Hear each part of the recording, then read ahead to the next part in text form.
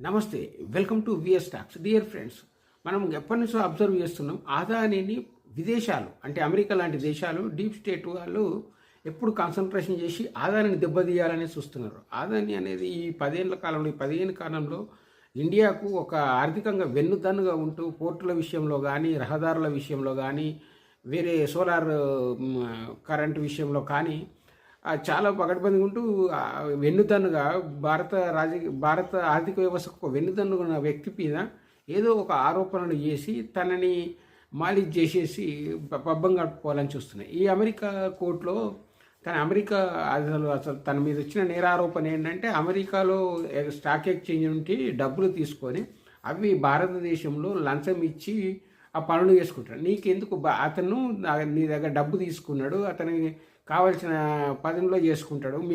మీరు ఏదైతే ఆయుధ కొనుగోలు చేస్తున్నప్పుడు లాబీ